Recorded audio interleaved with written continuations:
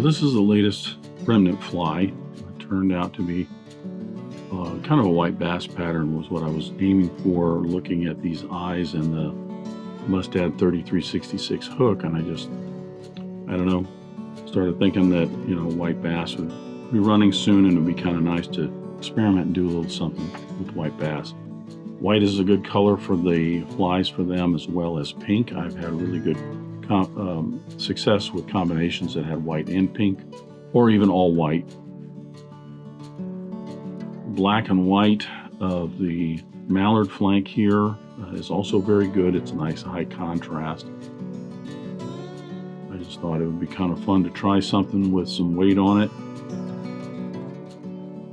Hindsight, I probably should have put the wing up here because this is going to flip over the hook, and that's where it would be, but now it'll be on the bottom, so we'll see. Find out this spring. That's the latest Remnant Fly. I'll get started tying.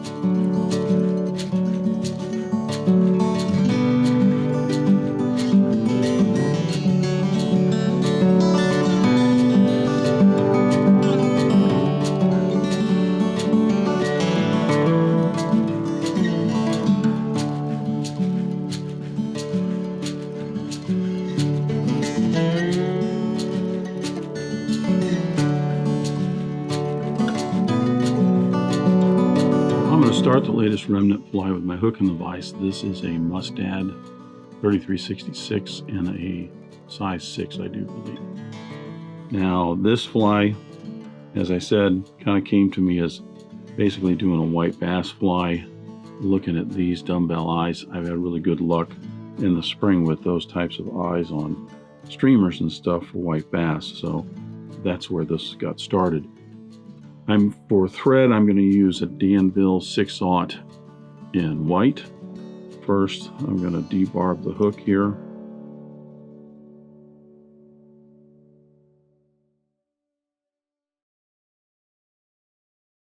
I'm going to attach my thread.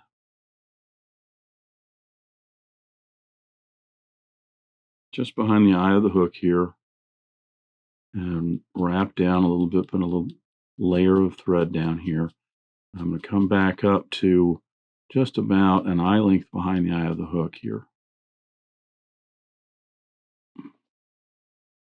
So I'm going to tie in these eyes.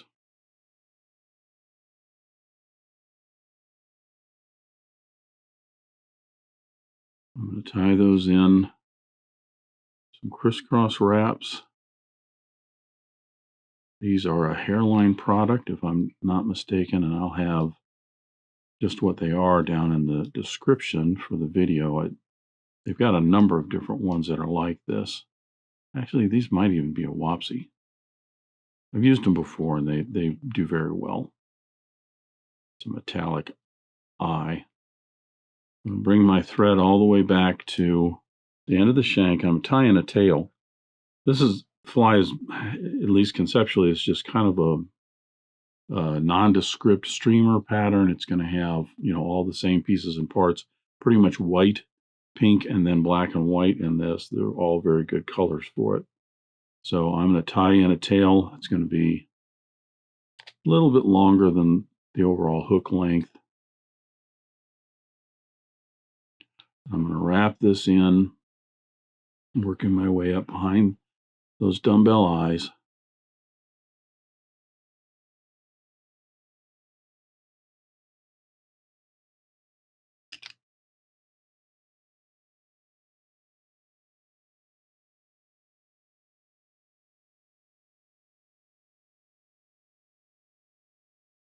And then I'm going to be right there at the end of the body. And for a body on this, I'm using some white rabbit. It's just a bit of skin that was in my remnant stuff, some rabbit here. And so I'm just going to dub this on, trying to make a little bit of a tapered body, but it doesn't have to be fully tapered or anything.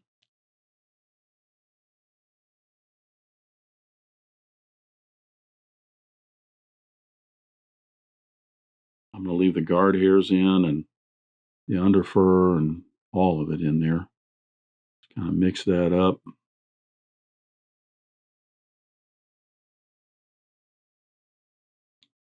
You can maybe even put this in a dubbing loop, I suppose.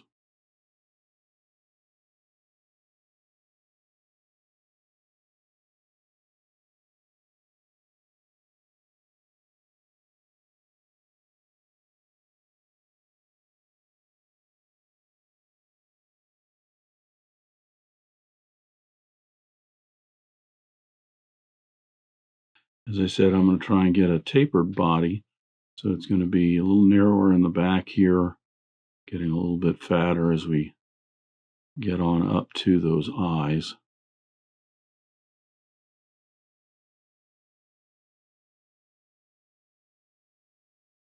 And then I'm also going to put in a couple crisscross wraps around the eyes just to cover up any thread wraps with some of the rabbit.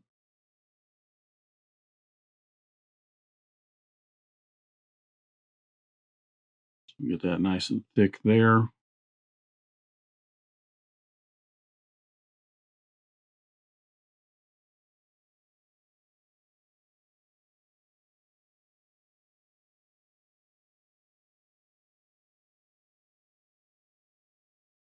So that covers that up real nice. Now, I had also thought about doing a wing on this. You know, wings are tough if you're going to put it in front of the eye because it's going to get pulled down in front of the eye and more or less the wing's going to stick straight up. So I'm going to try and put one in back here that's going down a little bit into the tail just to see what it looks like. I'm going to use some mallard flank for this. I've got some snippets of these feathers here that I've taken out other snippets for wings. What I'm going to do is I got a left and a right here. So hopefully you can see this, but I'm just going to lay one on top of the other, concave sides together, and try and match those up. And then when I get those matched, let me hold it in my hand in the right orientation. Then I'll cut that out. Okay. Yep, that worked. Okay, so I got one that's a little bit longer, which I don't think is going to be a big fuss on this. I'm going to lay that on up here like that.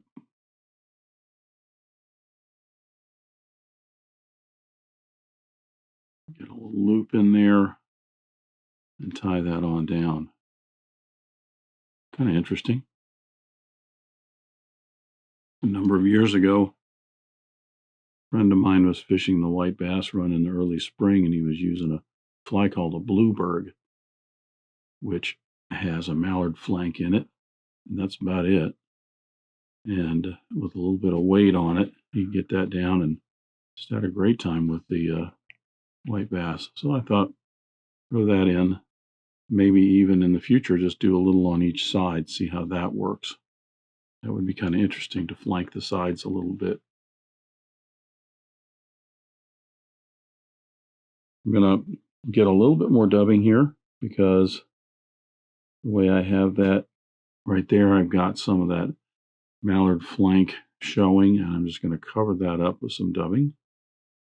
A little head cement on there to help secure that a little.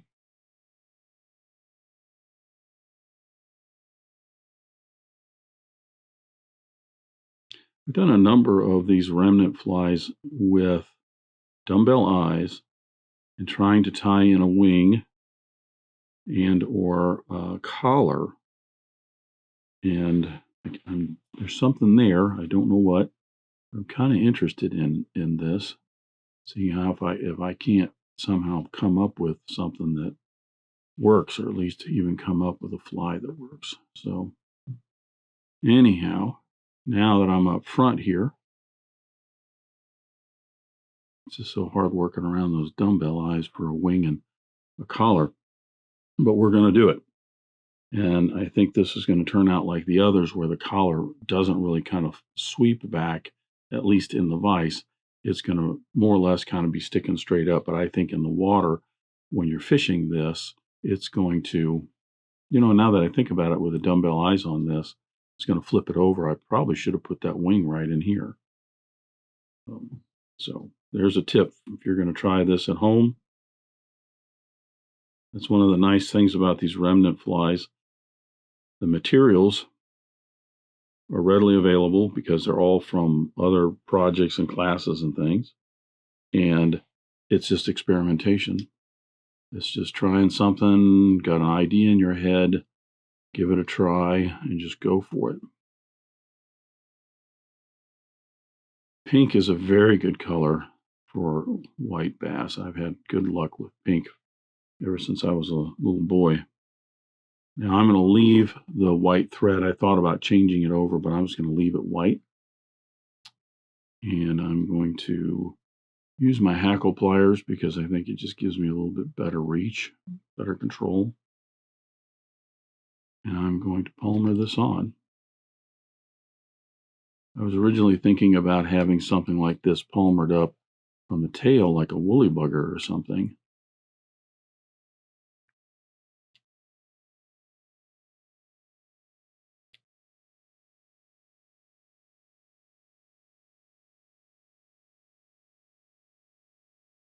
I think I'm just going to go ahead and use that whole feather up just to see what happens.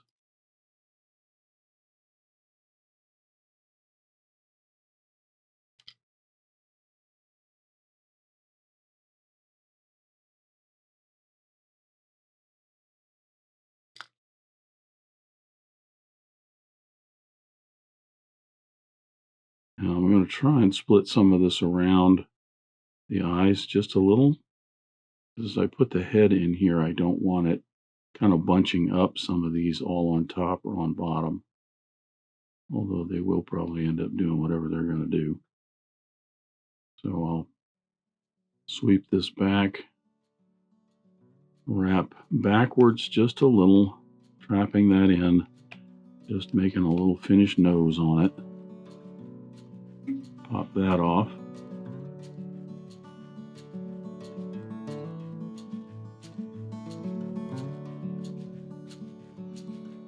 Get a little lip finish in there, some head cement, and I think we're done. The other thing I didn't find it in my remnant box, but I was looking for like some ice dub or something. I thought something in the body with a little bit of flash and sparkle might do well. So like I said, if you're going to try these at home, then go get stuff out of your kit, and you might put a little flash in. You could put some accent or Flashaboo in the back if you want. So I don't know. There you have it. A little white bass fly. I'll bet you anything I could probably catch some smallmouth with that too.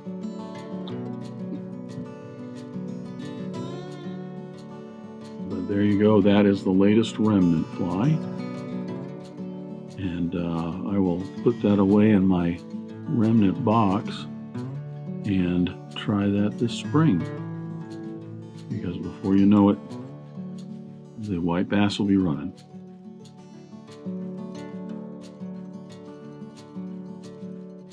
There you go. Thanks for watching. Thank you for joining me at the Vise today. I hope you learned a new pattern, at least a tip or trick here and there. If you'd like to help Dress Irons, you can like, comment, share, subscribe, all those wonderful things for the video. You can also head out to dressedirons.com where you can buy flies, tools, stickers, and merch, or you can join a growing community over on Locals at the Dressed Irons Fly Tying Guild. You can also donate to Dressed Irons if you want through the link at the bottom of the description. I thank everybody for their ongoing support, as it really does help the creation of these videos. But what's important is to remember, only fly tying. If you're not having fun, you're doing it wrong.